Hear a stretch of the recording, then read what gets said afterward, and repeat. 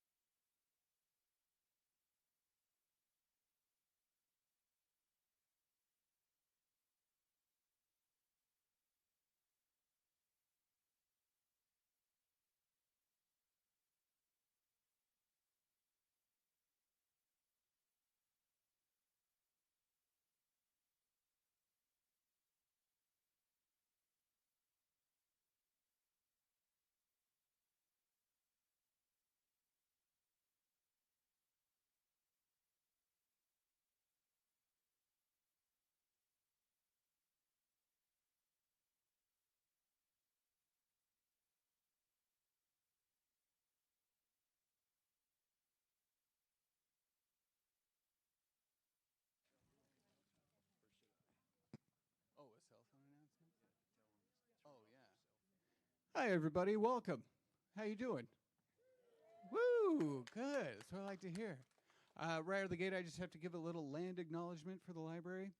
All Spokane public library buildings sit on the traditional homelands of the four bands of the Spokane tribe of Indians: the upper band, middle band, lower band, and Chewelah band. Since time immemorial, the Spokane tribe of Indians has lived and cared for these grounds, identifying themselves as flesh of the earth. We pay our respects to their elders, past, present, and emerging, and we show gratitude to the land, river, and peoples who have been fishing, hunting, harvesting, and gathering here for generations. May we learn from one another's stories so that we may nurture the relationship of the people of Spokane tribe and to all those who share this land. Whew, that's good. Yeah, thank you. So I don't know much about Switzerland, but I know their flag is a big plus. Thank you. Uh, so I'll leave it to Neil Claflin, everybody, to tell you more. Thank you, Ryan. Can everybody hear me? Very good. I'm going to start with a little bit of a story. What's up? Oh, yeah, I gotcha. That little high sign there was for people to turn off their cell phones, including me. So let me do that right now.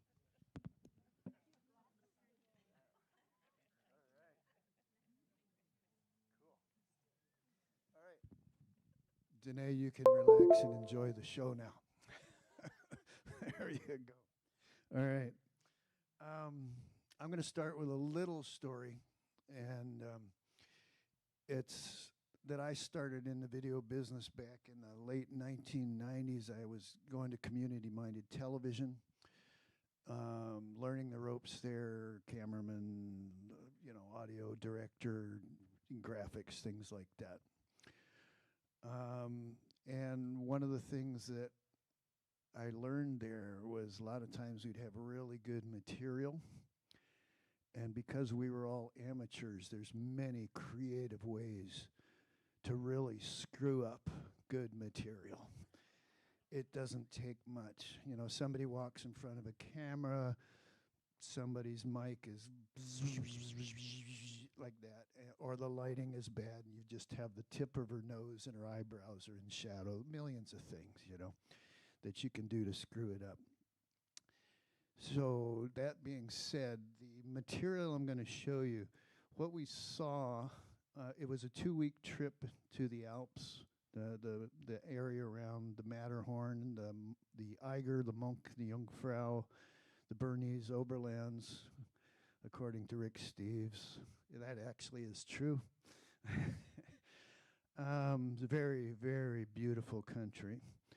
And it's very hard to translate that into pictures. I have done my best, and I am going to try to show that tonight and not ruin it by anything that I have to say. But I will be talking. I will try to interpret that a little bit without boring you guys. So, that being said, there will be an announcement a library announcement at 6 p.m. which says the library is closing in 1 hour, and you can just relax. If it catches me in the middle of a statement, I'm going to repeat myself, but you don't have to worry. We're going to have a Q&A here at about 6:30. The library closes at 7. All right. So, I'm going to do something real quick because I document things and I just want to get a picture of all of you sitting there before I start. Oh,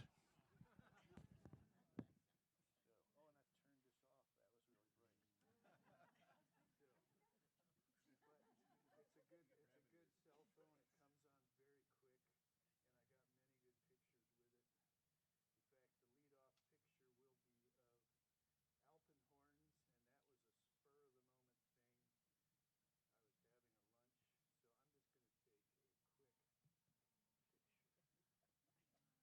a quick picture. Oh,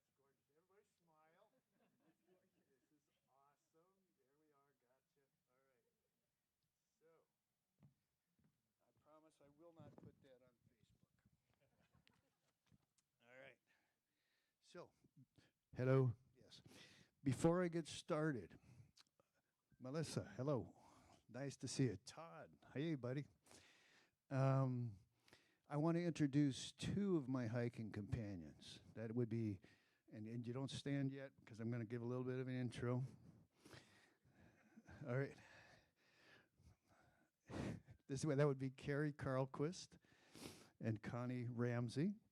And Carrie was the one of two assistant tour guides on the tour. And she also is my dental hygienist. This is how I found out about these tours. And I would hear this gorgeous, we did this, we climbed up to the Obersnowferfrau, or whatever the hell it is, you know. And then we had lunch and had wine and came back to the hotel and got in the hot tub. You know, it's like, oh, God. So last summer I said, yes, I'm going to do this thing. So Carrie was responsible for getting me on there. Connie is the first time I've met her. Connie is very steady, very cheerful, and great company. So I'm just starting to get to know Connie, but on the hikes that we did, first rate. So in fact, all of our crew was first rate. We had a very good group of people. So please stand. Please stand. Carrie and Connie, just, there we go. Yep. Yeah. Yep. The three of us are all wearing Switzerland clothes, the Zermatt. All right. So with no further ado, we've got some great videos and photos to show you. I'm going to start giving you just a little taste, just to get you into it. Then I'm going to give a little bit of background to how I've become a hiker and how this trip came about. And then we're going to go through the trip. Okay. So, with no further ado,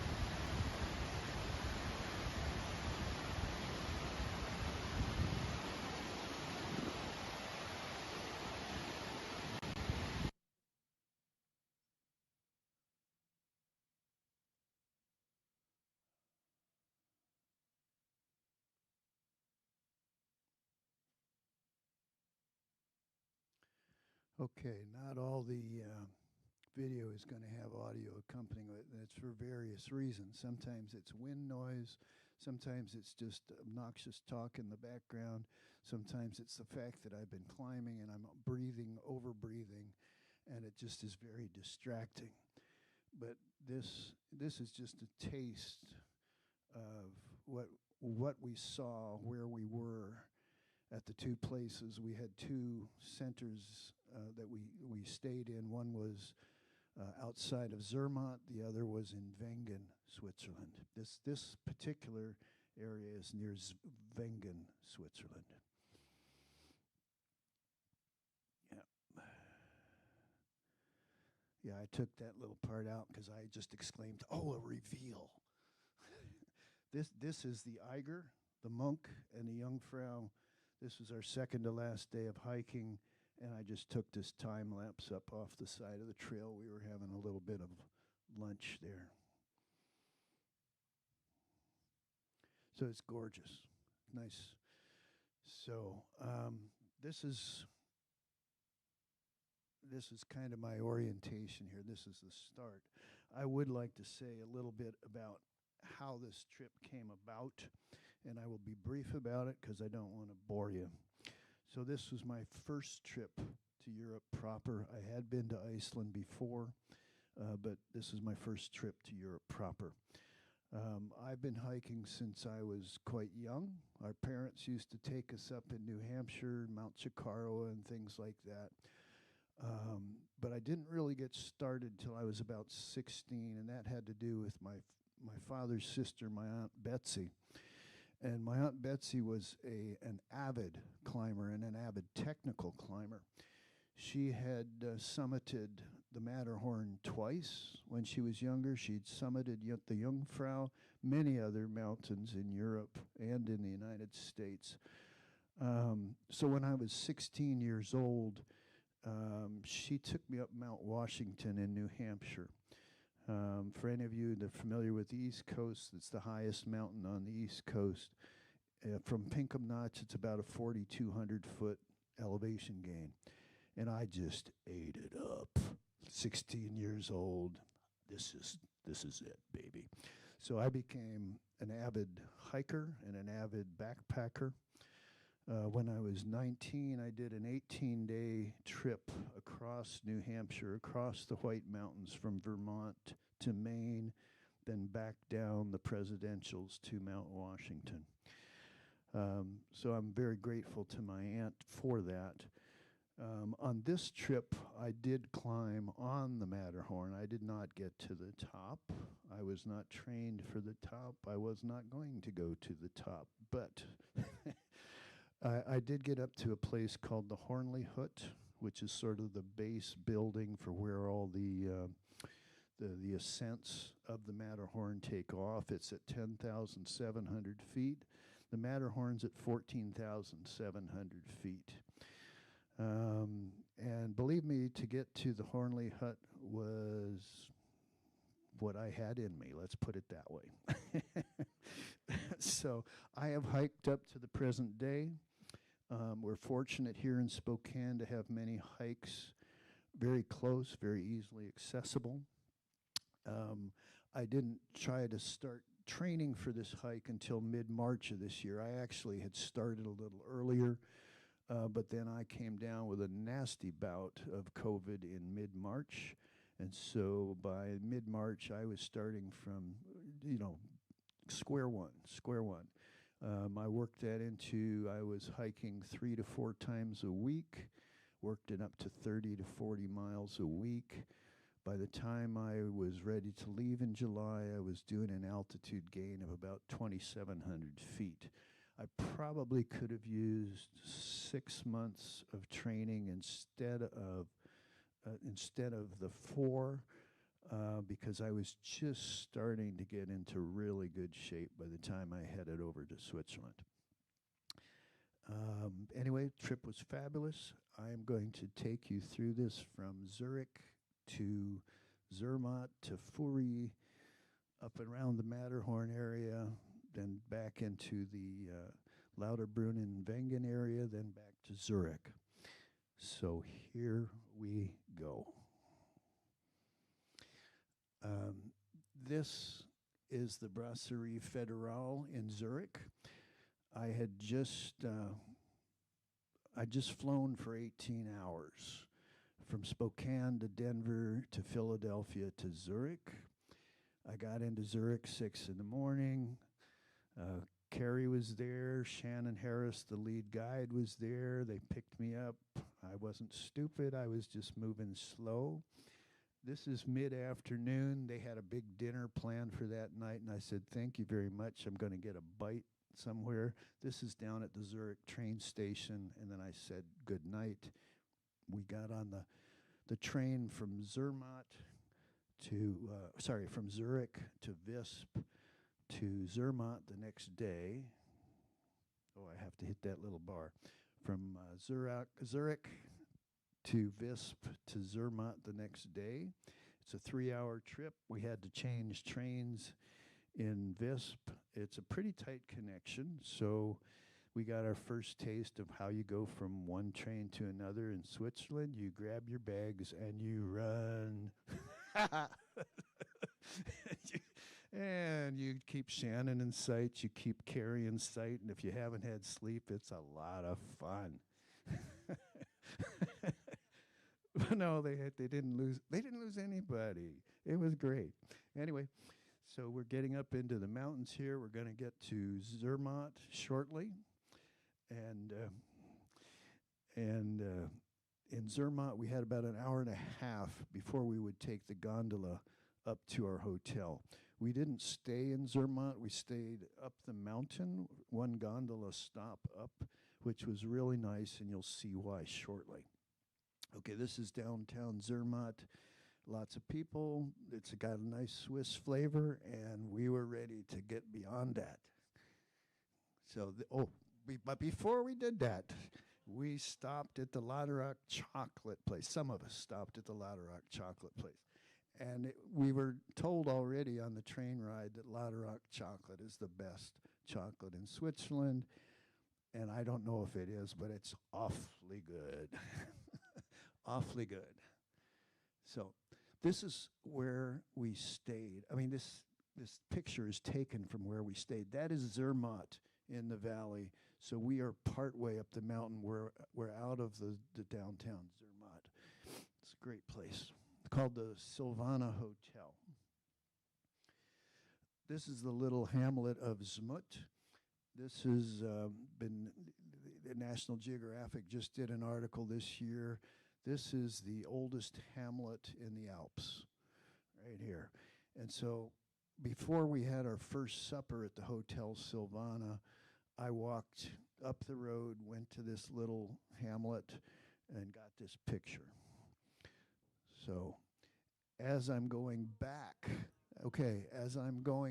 to the hotel, I'm climbing back up the hill, I saw the light out here, and I thought, oh my God. You know, and this continues. It's a stunning, the light in this photo is just stunning. So that's the little hamlet of Zmut, and Zermatt is down below. It's just extraordinary. So this is our hotel, Hotel Silvana. That is our head tour guide. That's Shannon Harris from Atlanta, Georgia there.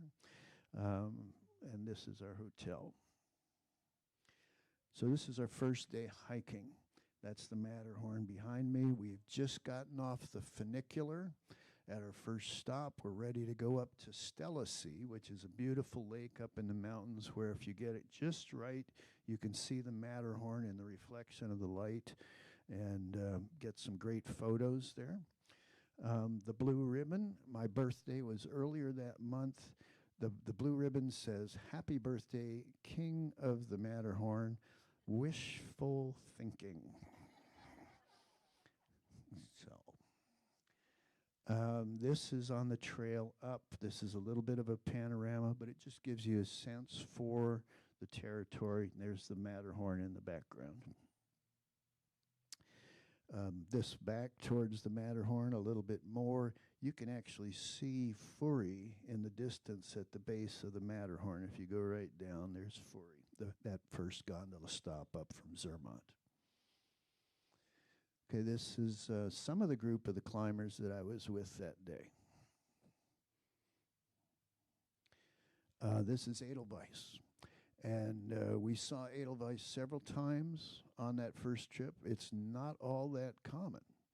But we were able to spot it. I believe Carrie went over and jumped about 10 feet in the air and went, "There's Edelweiss!"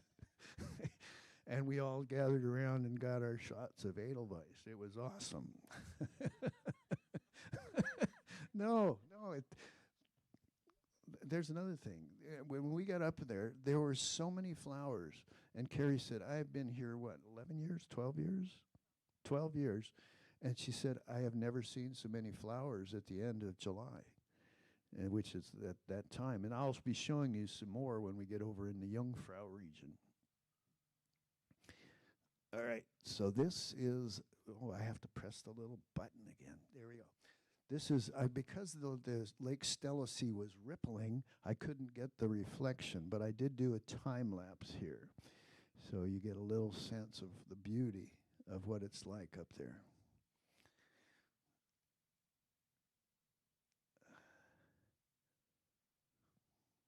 Oh, I have another movie. I keep having to hit this thing.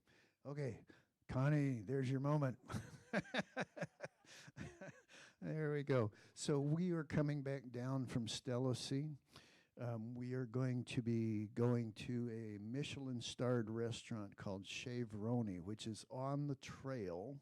It's really weird. You either have to hike to it or you have to ski to it. It's called Chevroni. It's a Michelin restaurant. Lovely place. You'll see it in a minute. I've got a picture there. I had a Bloody Mary soup without the vodka, but with the beer. And some great bread. So there we go. That's at Chevroni. And you can tell it's a very unhappy place to be. We were having a good time. Some people had Bloody Mary soup with vodka. So this is the next day. I'm a little disorganized this day. There's always it's a 9-hour time difference between Spokane and Switzerland. And the previous night I did not sleep at all. So I'm up there doing my best on the trail.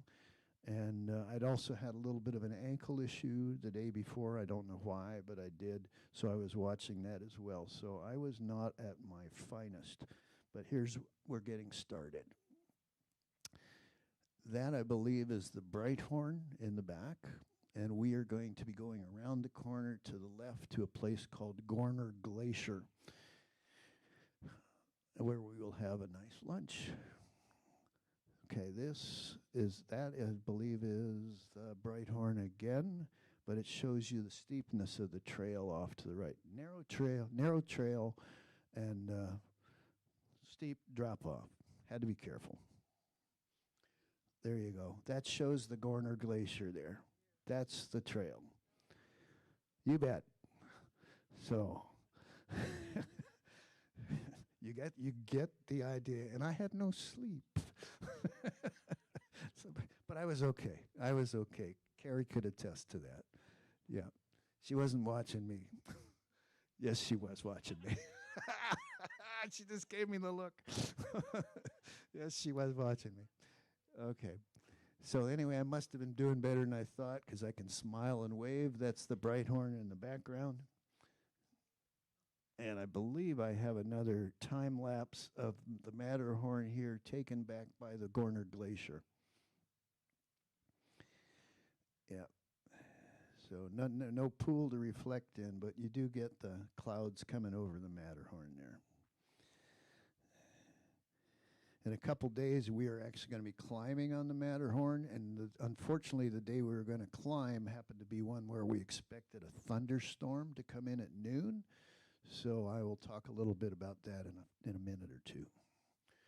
Okay, this is the Gornergrat. This is at the top of the Gornergrat Railway, and it's kind of a famous place. It was built in 1898 with the cog railway that comes up there. The day after this, we had a day off, and I needed that day off, and so I spent the time in Zermatt having coffee and bakery and buying things like this sweatshirt and just taking my time. And a late breakfast that day, a very late breakfast. So on the day off, we also went to the Matterhorn Museum. I'll be showing you a clip from inside the Matterhorn Museum, which shows old-time movies from the Gornergrat Railway. So this is in Zermatt on the following day. We're just taking our time. There's a nice bakery. That's where we bought some sandwiches for our trip to the Gorner Glacier. A horse-drawn carriage in Zermatt.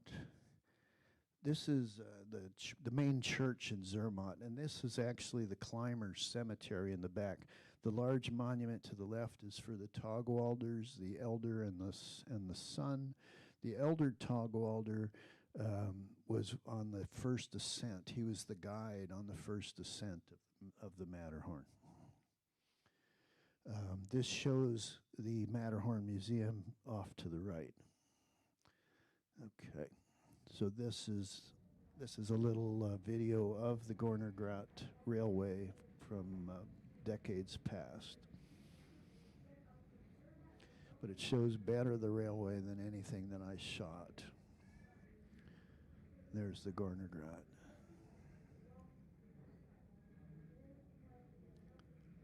Isn't that stunning? You bet. So that's where we were climbing. All right.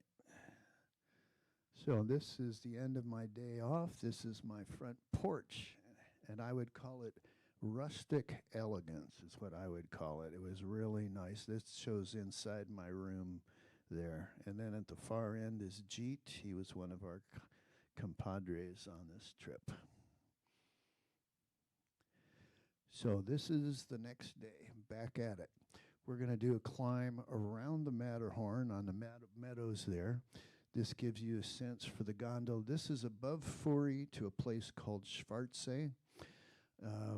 And then we get off at Schwarzsee and we make our way around to the north, towards Italy actually, and then back down to Zmut for a lunch. So that's sort of a panorama from getting off the train in Schwarzsee.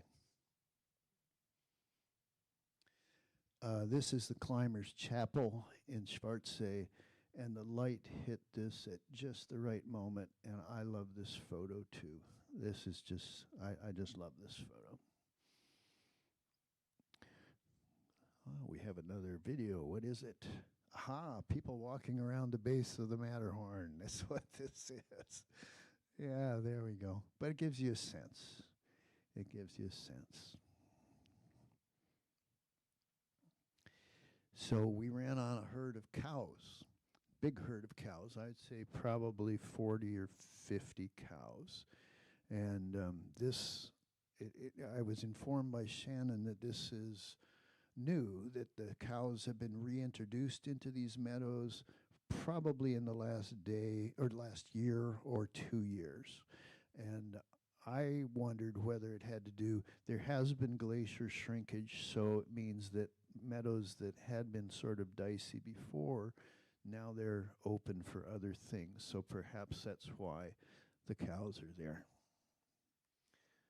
And this is not really a giant cow. Actually, the group is about 100 feet away, and the cow is about 15 feet away. But I look at it later, and I go, the cow looks huge. Like a moose. All right, so going around that side of the Matterhorn, this is the way the Matterhorn looked. To the left is Switzerland, to the right is Italy. Okay, we are on the other side of the valley now. We're coming back down towards Zmut. You can see that the glacially cut valley is very steep there. This was the area, the one area that I saw that was marked for avalanche danger. There were avalanche shelters there along the way, and we definitely kept our eyes open for avalanche there. This is looking back to the east. You'll see the prominent rock in the middle. That is the Riffelhorn, and beyond it is Monte Rosa. And you can see the top of the Gornergrat to the left. So just 2 days ago, we hiked between the Riffelhorn and the Gorner Grot, went over that edge and back into the Gorner Glacier there. The mountain on the right, I believe, is the Brighthorn. Is that correct? Yeah, Brighthorn. So, and I think you could just see a little bit of Zermatt in the far left part of the corner. So this, I put this in here at this time. I hope it does some good. I'm just going to point out a couple things just to orient you. So Furi is where that spot is there. Zermatt's down there. Furi is the first gondola stop up there. Schwarzsee is the place where you get off, where you want to go up to the Matterhorn. Tomorrow we're going to be going up to a place called the Hornli Hut up on this ridge, and that's going to be an endeavor. Let's see if I can pick out a couple others. The Riffelhorn, where that prominent ridge is right there. The Gorner Glacier's back there. The Gorner Grot is there. And where we were on the first day, the Stellasee is this place way over here that shows back. And they all have great views of the Matterhorn here. And on this last day, what we did is we went down from Schwarzsee, went through the cow pastures down here, crossed over, had lunch down here in Zmout. There's Zmout, and then back to our hotel in Furi. So, Matterhorn Day. We had preparation for it. We had an early breakfast. We were told that there were thunderstorms supposed to be coming in around noon. We wanted to, not summit, but we wanted to get to our destination and turn around so that we didn't get caught up in the storm. And part of the issue is if you have an electrical storm in, there are some metal catwalks, there's some metal stairs which are good conductors. You don't want to be on them if there's electrical stuff happening. So there's a shot of me very close to our destination, which that's the Hornli Hut right above me. I can tell you it was about 10,300, 10,400 feet there. I was starting to feel the effects of the altitude. My legs were strong, my placement of my feet was good, but I was starting to feel a little bit floaty, and I didn't like it. Carrie says, "How you doing, Neil?" Earlier she'd said, "How you doing?" I go, "Steady." And then this time she goes, "How you doing, Neil?" I go, "Unsteady." Anyway, she says, "You don't have far to go." All right, so this is getting to Hornli Hut. This is a welcome moment. I am ready to be there. Yeah, we're going to take about 45 minutes, 40 to 45 minutes. We'll have a bite to eat, a little bit of a rest. We're going to turn around. The weather is coming in. You'll start to see it in some of the next photos. This is the Hornli Hut. This is the place where many of the expeditions that go up the Matterhorn take off from. It's a very scheduled thing. I think the expeditions are timed. You like go every 20 minutes or things like that. That's so that you're not kicking rocks down on your neighbors. Okay, this is looking off to the southeast there from the deck of the Hornli Hut. It's just gorgeous, just gorgeous. And this is inside the dining room. A lot of people had soup. I had a beef stick, and it was like the best beef stick ever. And then we headed back down. And so this is on the way back down. You can see Zermatt in the distance there. And I'm the third climber in the row, and that would be Carrie in the front there. And there's another shot going down. This movie, because the climb up to the Hornli Hut took so much out of me, I did not shoot as many movies or pictures as I normally would. And so I relied on other people's pictures for a lot of this. These are pictures of me. They're other people's pictures. But when it started to level out a bit, then I would bring out my cameras. So the next movie was I felt comfortable enough to do this.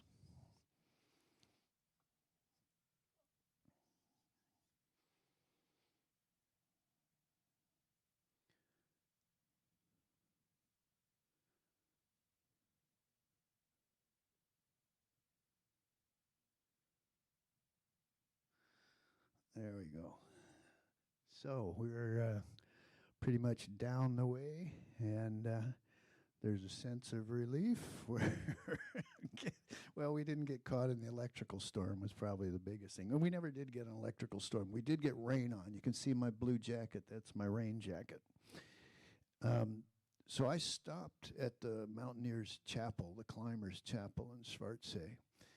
And it's a very peaceful, very beautiful place. And if any of you ever go that place, to that area, and you take the gondola up, it's not a very far walk from the gondola, and it's worth spending 20, 30 minutes in there. Oh, I have another movie. What is this? Aha, we're going from Zermatt to Visp to Interlaken to Lauterbrunnen to Wengen.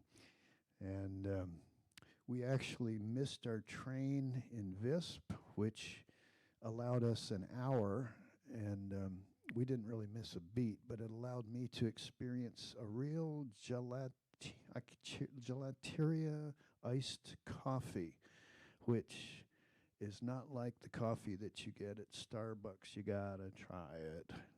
It is awesome. Okay, so that last bit was there putting our bags on a truck so that it would go up to our Hotel Falcon in Wengen. So this is the hotel we stayed at in Wengen. It was built back in 1895, called the Hotel Falcon, Falken, still in the family. And this lady that's talking to us right there, that's Vanessa. She's the daughter of the owner. And this is on the front porch. She's telling us when dinner is and how things work. So, and those are little glasses of apple juice that we've got with us. They brought those out to give to us. Quite nice. This is the front door of the Hotel Falcon.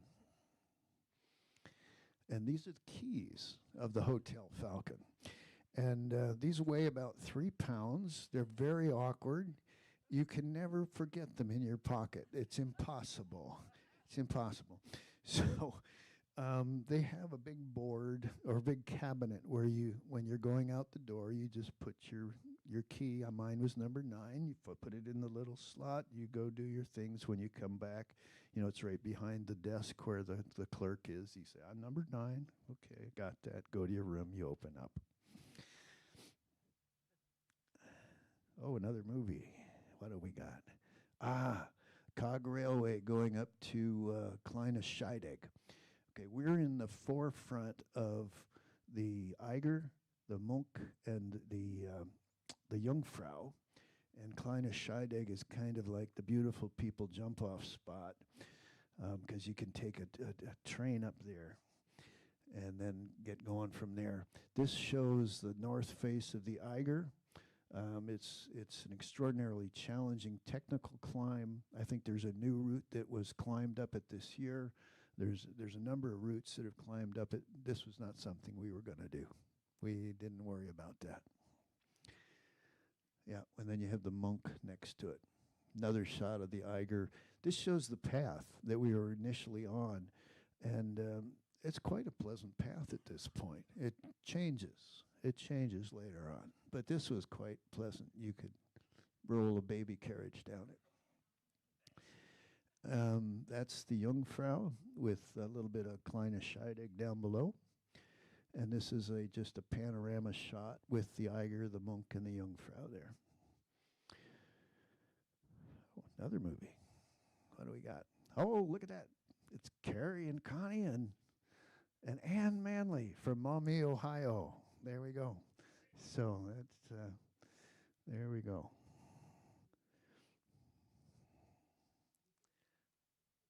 All right. So this is looking across the valley from where we are up near Kleine Scheidegg.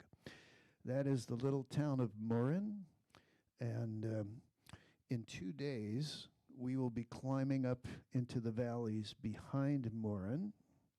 And in 3 days, we will be climbing up into that farther valley to a place called Obersteinberg. And this is part of the front face of the Jungfrau. And there another shot of the Eiger. So we climbed up to kind of a it's a combination cog railway station, sort of a jump off point, just at the base of the Eiger. So we climbed up from Kleine Scheidegg to that point, and then we came back across some meadows and then back down.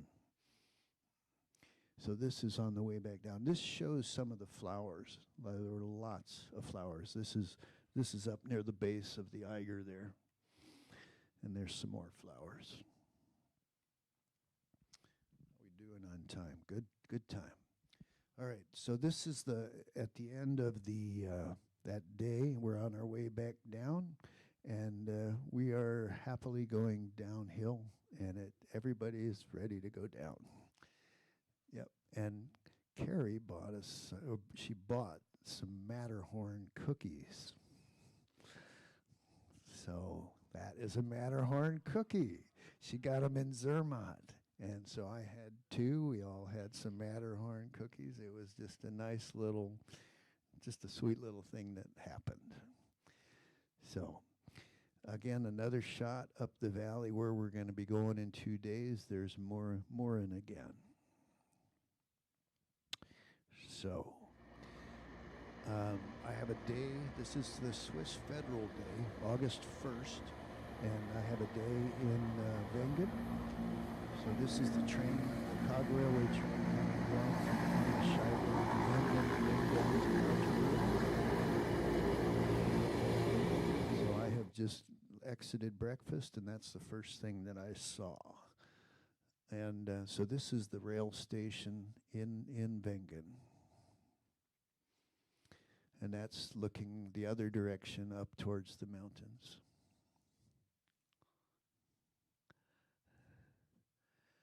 So this is downtown Wengen. This is the main square of Wengen, where the train drops us off, where the little truck picks up our bags, and also where we get our lunches.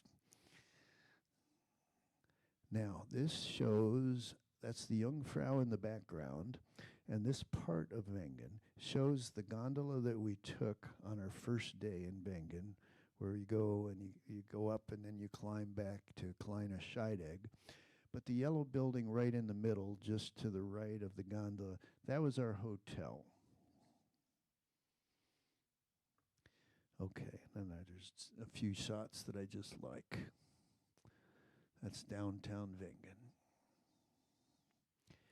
On my day off, they have a Punjabi Indian restaurant there. I stopped there, and it was at the Punjabi restaurant that the Alpenhorns, this is Swiss Federal Day after all, the Alpenhorns just came into the square in front of us, and they started to set up. So I scooted out onto this little concrete wall, about that wide, planted my feet, pulled out my cell phone, and that was the video that you saw right at the beginning.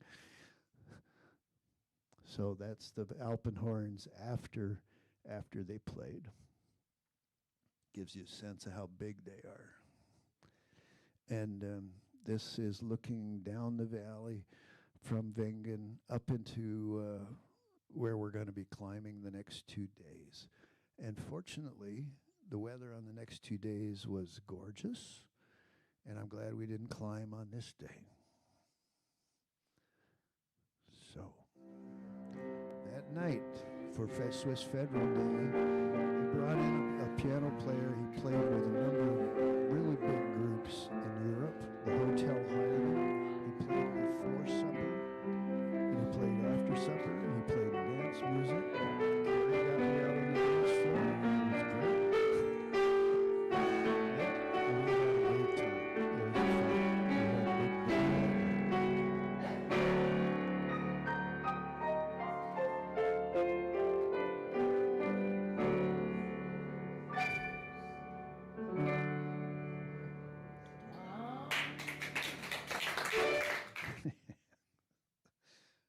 All right, so this is our next day.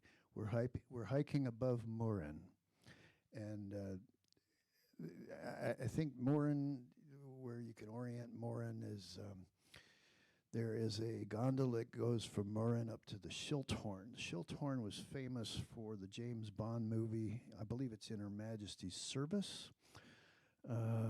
We didn't go up to the Schilthorn, but we did see the gondola, which I believe you'll see in the next. No, not in this photo. This is the chalet where the gondola goes by. And then you can see the gondola coming down.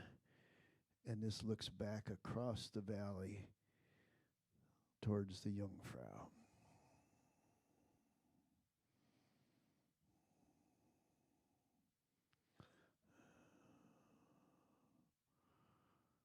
Yeah.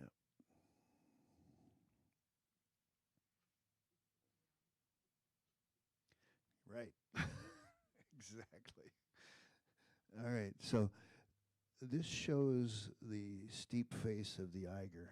They're a really good shot of the front of the Eiger, then the Monk, and then you can't really see the Jungfrau there. You can see the shoulder of the Jungfrau. But what you can see very clearly is that very steep, glacially carved valley. And I mean, it's immense. You just don't know what to say. It's gorgeous country. Then there's a better shot of the Eiger, the Monk, when the Jungfrau's got its peak in the clouds there. So we are across the valley from Wengen. So this shows Wengen. And where we went on the first day, we took a gondola from down here up to here. And that's where we started our hike, back towards Kleine Scheidegg. And there we are. We're heading down for the day. And this is not an atypical path. You get the roots, and, it's kind of a little mysterious, a little mystical. It's very peaceful. And you watch the roots. You don't want to trip. You want to place your feet well. This is Lauterbrunnen. This is the famous church and falls in Lauterbrunnen in the valley.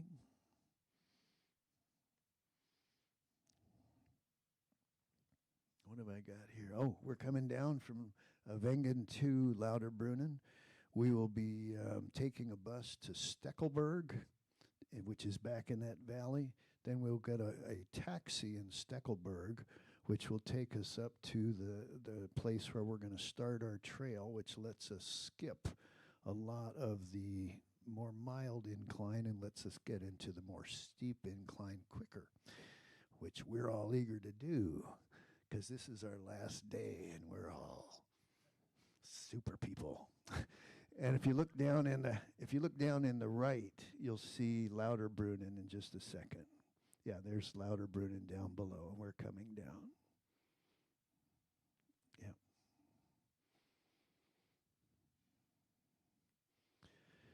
So I threw this topo map on here. I'll be brief with it because some people don't read topo maps. This is the north direction. There's Steckelberg up there. Our taxi dropped us off somewhere in here. We're climbing up to Obersteinberg, which is somewhere down in here. I won't belabor this. Okay, we're on our way up to Obersteinberg. So we ran into a shepherd's hut with goats, and they decided they'd love to pose. It's like they just wait. They were very calm with all of us around. Nobody had a problem. But you can see in the background, we are going to be going up that fairly steep area back there. This was an area, Carrie cautioned us. She says, I want you to be quiet here. And we did, because we always did what Carrie said.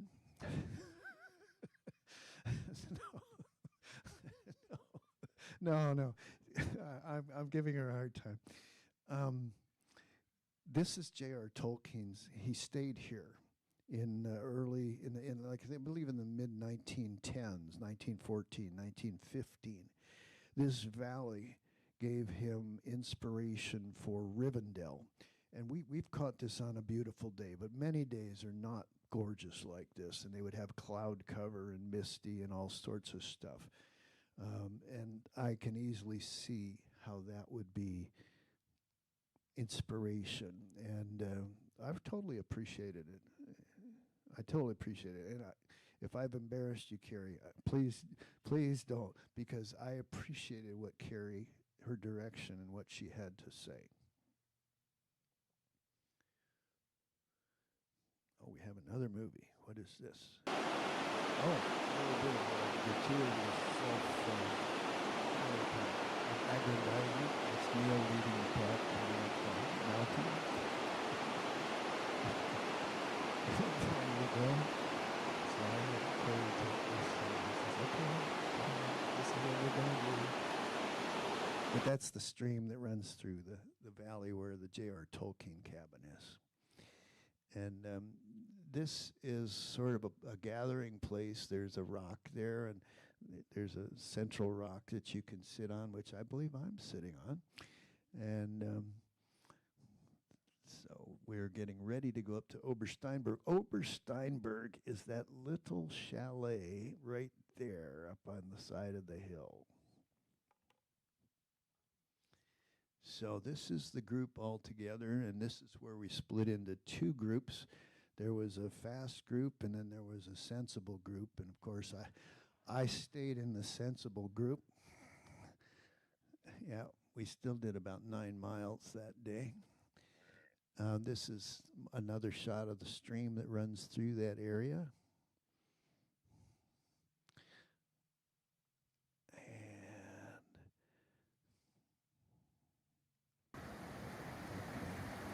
And this is the same stream, and I just shot a little bit of video. It just gives you a sense.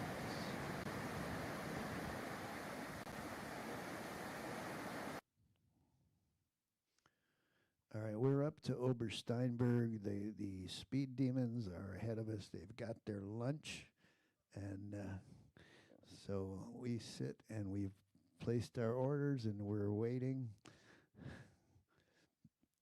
And Obersteinberg is also a place where you can stay overnight if you're a hiker.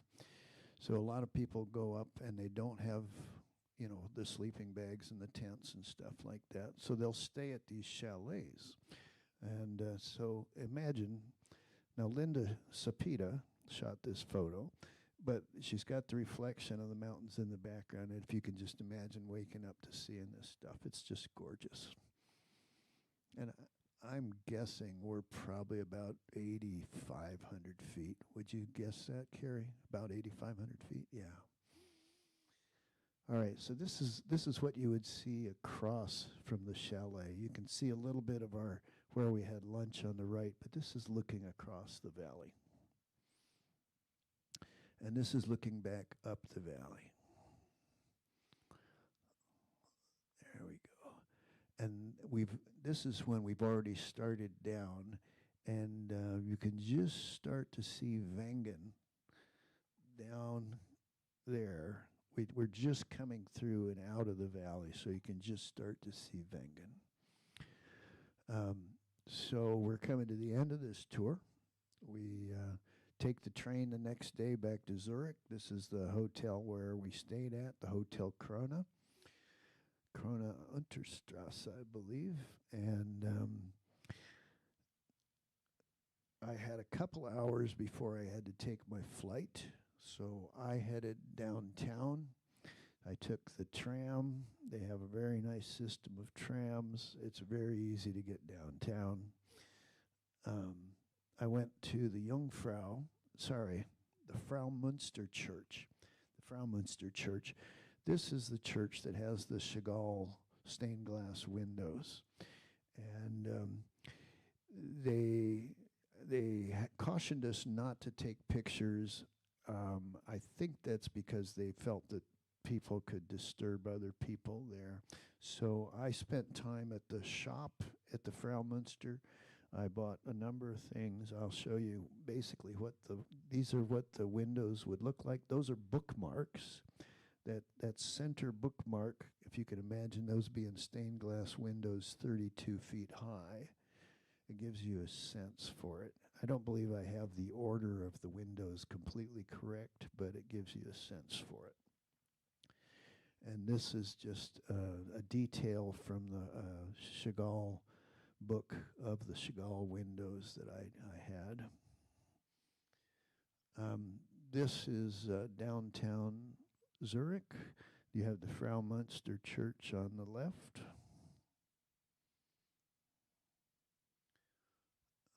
Oh, we'll get there in a second.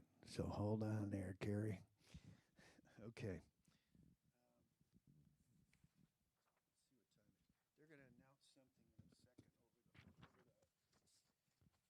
They're going to announce something over the intercom in a minute about it being 6 o'clock and the library will close in an hour or something. I want to just say a couple things about the group, or just introduce you to the group. As those of you who've traveled know, it's very important who you travel with. It can really add to the trip, or it can detract from the trip. We had a very beautiful and good group of people. There were no obnoxious people, no whiners. It was really, really nice. So I'm just, with no further ado, I'm going to just go through. You've met Carrie. This is on the Matterhorn part of the hike. I want to shout out to her. She gave me a lot of verbal help on the trip. On the trip up the Matterhorn to the Hornli-Hut. My legs were good. I was doing well, but we had a thunderstorm coming in, and she was able to give me information about the weather. She was also able to say how far we were from the top. So when she said, okay, there's the Hornli-Hut right there, you don't have very far to go, it's like, oh, good. So there we go. This is up at Obersteinberg. And this is on the way down from Obersteinberg. A lot of satisfied faces there. And this is on the day that we saw the cows when we went around the base of the Matterhorn.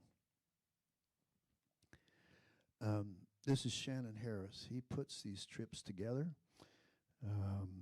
He's the head guide. He has a number of different tours that he runs. He's very quiet, very soft-spoken, but very much in charge. He's frequently just off to the side or in the bar while the rest of us are somewhere else. But he's probably working on his computer because he's trying to pull together all the details for all these other hikes. Frequently he'll sit off to the side. This is the dining room in the Hotel Silvana. We always had these two tables.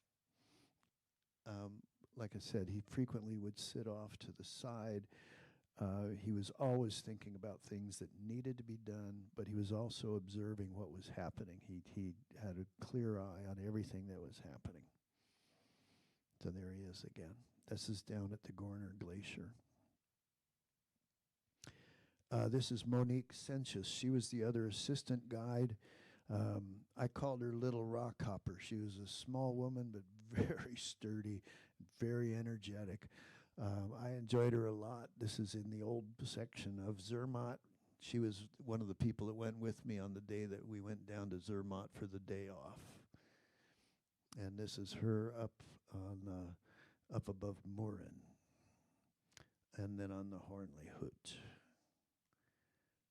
And this is me with my proud brand new Zermatt sweatshirt that I bought that day down in Zermatt. Okay, so Connie, oh, you're a sweetheart, Connie. And it's a pleasure to work, pleasure to hike with you.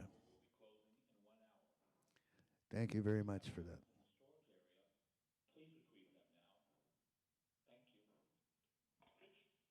Okay, we got done with that. Good. Yep, this is. There we go. This is shows how steep it was coming down from Obersteinberg. That's gravel on there too, and this wasn't the worst area. We had worse areas, but this gives you some sense for the steepness, both going up and coming down. And again, here we are up at Obersteinberg. oh, this has got to be Walter. I got a picture of Walter walking. Walter was the fastest hiker in our group. And he may not look like he's moving fast, but he is always in front. Yeah. So, yeah, he was he was a fast hiker, and he complained when he was the second person up the Matterhorn. A woman came up from behind him. We got a head start because we were halfway up the mountain at Fourie. A woman came up behind him and passed him. He was number 2, and he complained about it. All right.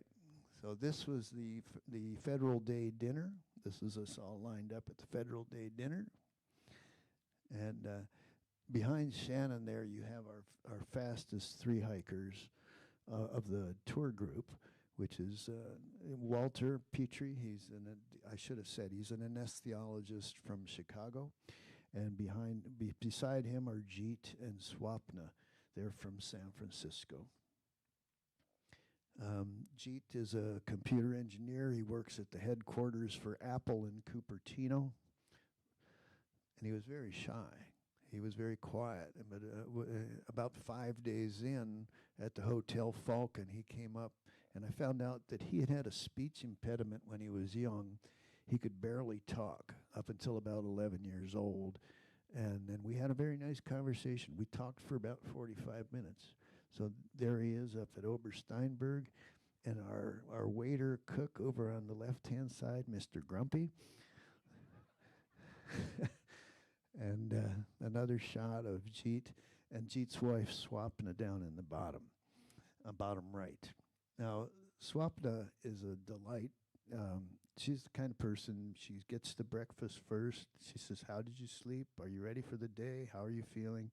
Just all of these things. She's ready to go. And she was quite quick. She was the smallest woman on the hike of the tour, and she was right behind Walter and Jeet. It was stunning. Yeah, and there's the 3 little speed demons and Monique right there. Okay, and that was kind of our official group photo. We took that the last day, and you see Swapna's sunny personality there. So this is Ann Manley from Maumee, Ohio, where your highest hills are about 5 feet. You know, it's cornfields forever. You know, and she was a tiger beater. She was awesome. There's nothing that scared her. She was off. She was going. Yeah. See, and she's happy, and I'm done. This is the day I'd had no sleep and hadn't felt well. And she and Caroline, oh, look, there's the Matterhorn. I'm going, where's home? Yeah, and this is when we found the cows around the base of the Matterhorn. Oh, and there she's knowing to avoid which end of the cow.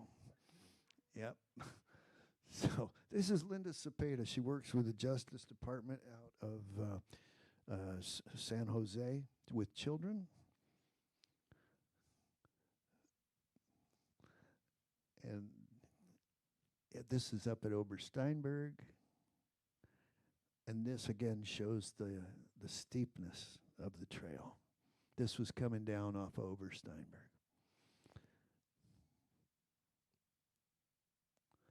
All right, this is Rick Huff from New Hampshire.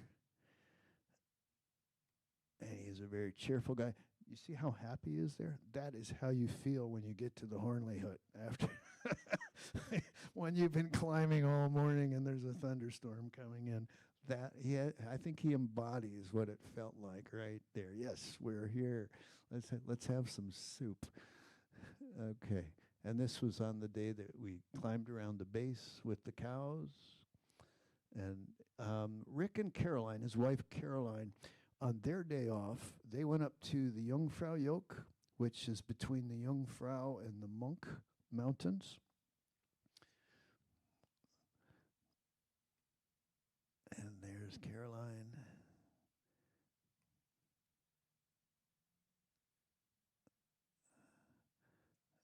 Yep, very cheerful.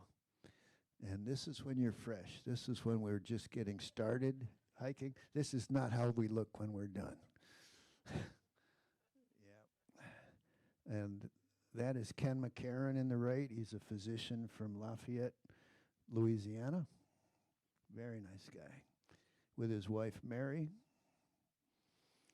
And this is Ken waiting for breakfast to open the morning that we're going up on the Matterhorn. Yeah, well, they were supposed to open up early, and the girl that was supposed to open up hadn't got the message from the head so there was some confusion there. But we got going, and we did it. So this is after the Matterhorn. We're done. Everybody's happy.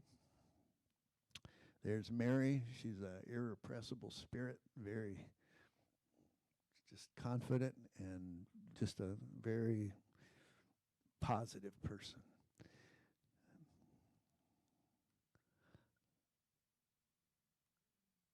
And this is in the bar at the Silvana Hotel.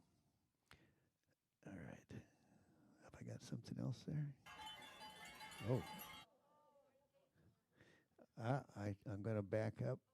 Hold on, because I got ahead of myself. I think that's it. I'm just going to wrap it up with some of the good pictures, some of the favorite pictures, things that I thought I'd like to add in at the end. But you've had the tour from Zurich to Zermatt, to Wengen, back to Zurich here. So I'm just going to give you, this is dessert. This is dessert.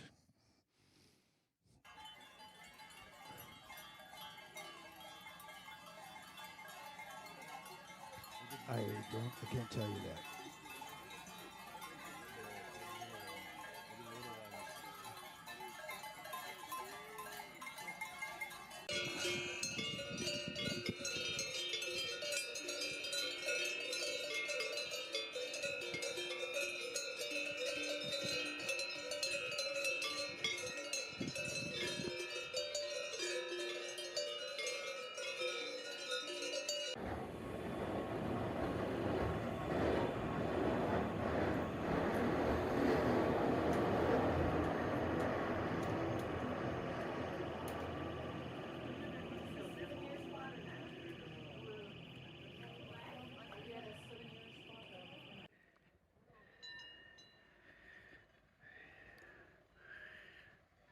You can hear me breathing in the background. I felt that this was permissible, but it wasn't permissible in this clip, so I've cut it out because I kind of went up this slope to get this shot, and I was breathing really heavy. So here's Linda coming up in front of the Jungfrau. So I just cut the audio out of that. This is in the Obersteinberg area above where J.R. Tolkien was. I mean, you can look at this and you can see this would inspire an author. Just these things coming through the crags. It's just, it's makes you just very quiet. And this is the gondola coming out of Wengen. And you can, let's see, you can see our hotel. Oh, where's our hotel? Oh, right there in the middle. That's our hotel right there.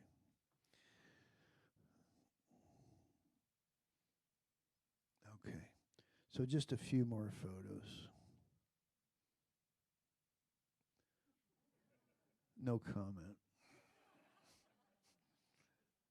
This is a very nice shot of the Riffelhorn with the Matterhorn behind it. You can see the trail and the drop-off on the trail there. You bet. Hello. And this is on the Matterhorn. This is a wide panorama shot that Rick took that I have shamelessly absconded. Yep. And this is another one that he took on the Matterhorn. And there we're going down. You can see the storm clouds up there. That's actually coming in from behind us. So that's the light area of the sky right now. Yeah, you can see that. And we would see crosses all over in there. And I think the climbers really appreciate those. I sure did. And you can see the Gorner Glacier way off to the top left with the Riffelhorn, that little rock that sticks up. And I'm happy. I'm coming down. And this is another shot with the riffle horn and Gornergrat. And yeah, there's a nice day. Boy, a good hiking day.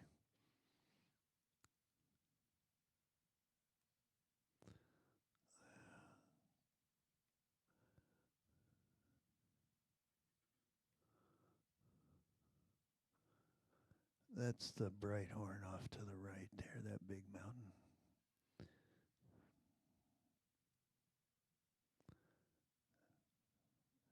Little local color.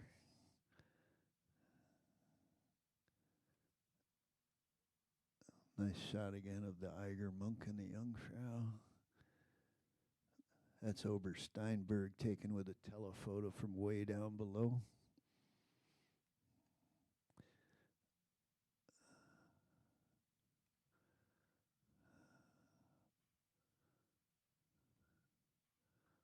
Gorgeous, just gorgeous. And this is going to be the last slide. And I like it because I have a reflective look on my face. And it really, there was a lot about the trip that allowed for a very profound quiet and a reflectiveness. And it was something that was felt. This picture reminds me of it. I would feel it in various places. I felt it up at the Schwarzsee Chapel and other times by myself, even in my room. And I think this picture reflects it. And that's the end of this talk. So I'm going to open this up to any questions. And Carrie and Connie can answer questions as well. They can tell you what a fun companion I was. Yes, sir.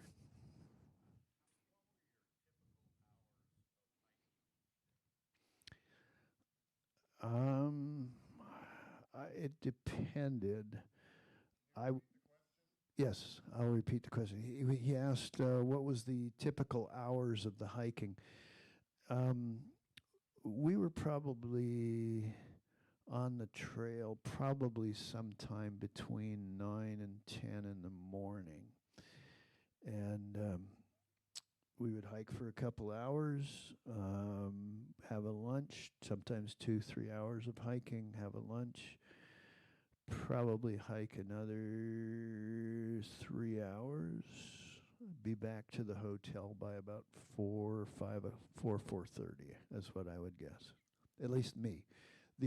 On the last day, there was a group that did the fast group, not the sensible group, did 13 miles in the mountains, and some of them did not arrive till 7:30 in the evening. And we were a little concerned about that because there's a bus schedule for them to meet and then a train to get back up to Wengen from Lauterbrunnen. So they had some tight connections to be able to make. So they did a 13 miles. I had thought about doing the 13 miles that day. I felt I was physically capable of doing it. But I also sort of reined myself back and I said, well, I just want to enjoy this. So I did 9 miles, and it was perfectly good, and I loved it. So another question? Carol. Yes. I should have said something about the temperatures. We were extremely fortunate with the weather. The only days we had rain were, Shannon can juggle the days, but they were on our days off. I think the highs were maybe in the low 70s at best. And we had some very nice cool mornings, and the mornings are good because you're climbing in the mornings. You may be climbing down in the afternoon, but that's when the work is going on. Yeah.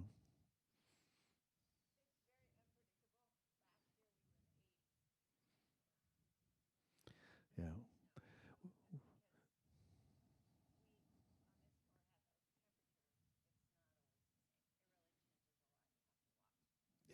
we got very we got fortunate. Yeah, we should have gone to Las Vegas. We were getting the numbers, baby.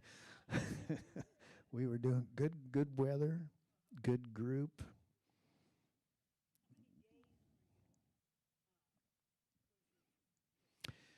There was I put an extra day front and back in Zurich, and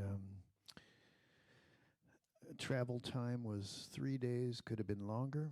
I think next time would be longer. We spent 5 days in the Zermatt area. That was 4 days climbing, 1 day off. We spent 4 days in the Wengen area. That was 3 days climbing and 1 day off. So, Mary Jo, did I lose any weight? Good question. No. We ate very well, and I lost weight before the trip. When I was getting into shape for the trip, I had trimmed probably about 5 to 6 pounds, and I was building muscle, so that's more compact. Um, but on the trip, no, hate to say it, we ate a lot, we drank a lot, and we enjoyed ourselves. It was a splendid way to climb mountains, let me tell you. Yeah, Michael.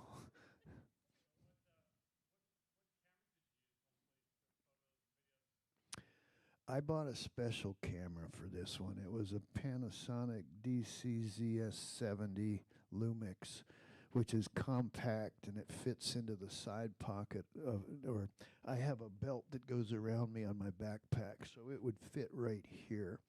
And that camera had a zoom feature on it, which was a 30 times zoom, just with the extended lens without any digital enhancement on it, which I could have done. It could take slow motion movies. It could take time lapses. Um, it was, what do you call it, what's the high definition? HK 4000, whatever. Anyway, could do that. It was a very good camera. It would cost about $350. Great backpack camera. It was a good investment. Between that and I always carried my cell phone in my pocket. Um, so between the two, I covered the trip, and they both had reasonably good audio. Yeah, Jim.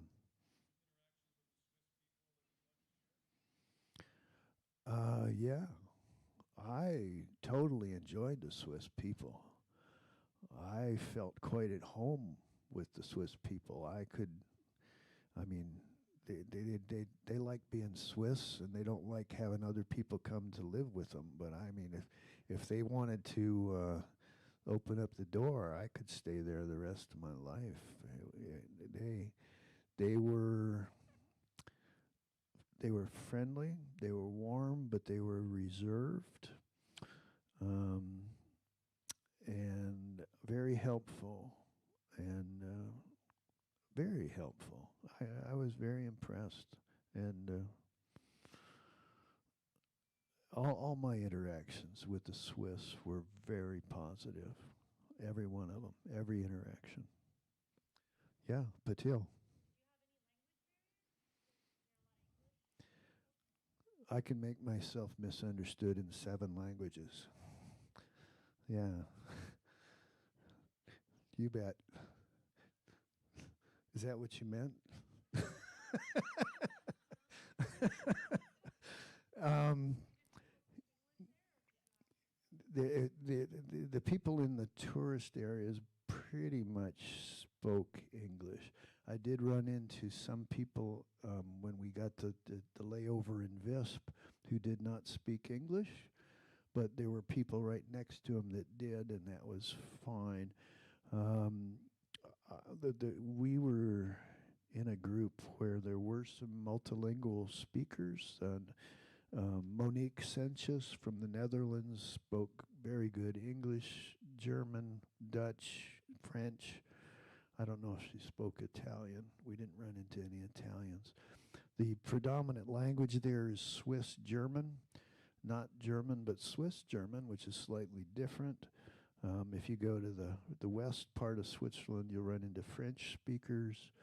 And further south, there's Italian speakers. And I guess on the east side, there's some kind of Romanian, Romansh, I think is what they call it there. But we didn't have any communication problems. And when we got close to Italy, we just gestured. So sorry, Carrie. Okay. So, all right. What, sorry, I didn't mean to take it in. Ryan, do you need a new comedian for the show? All right. Yes, sir.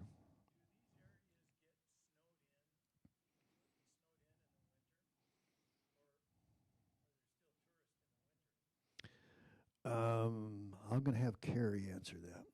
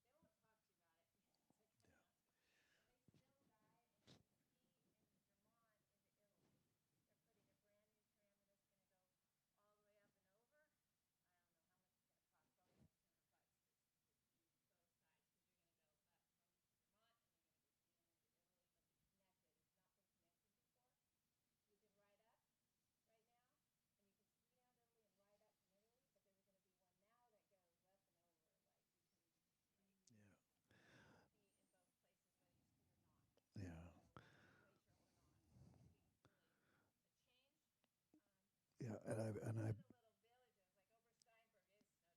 yeah, I believe in August, at late August, there was a snowstorm in that area. So actually, Zermatt got some snow in August. It didn't stick, but at the higher levels, there were skiers, getting their skis out, going goody goody goody. Because so it is ski area. Despite having the glaciers recede, it's still, yeah, there's a lot of snow there. Anybody else? Mike? Yes, we did see rock climbers. We saw climbers several of the days that we were out, and we'd see them coming back by us. Usually they'd get in a very early start, like we saw climbers coming down from Monte Rosa in the Gorner area.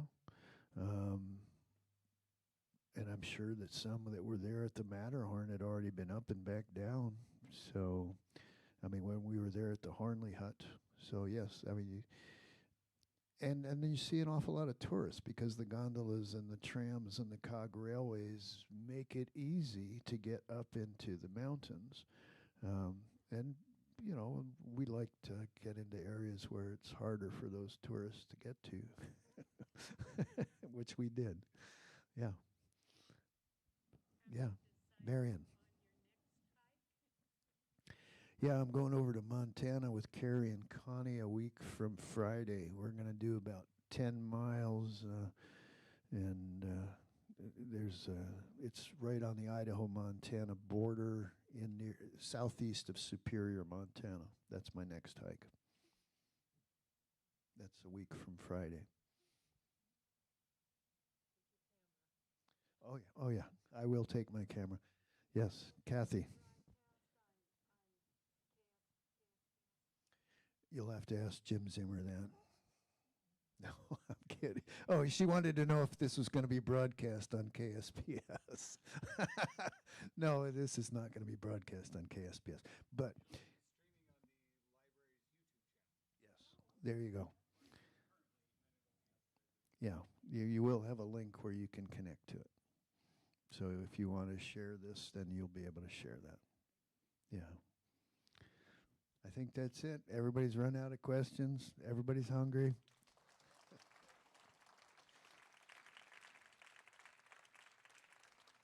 Thank you so much.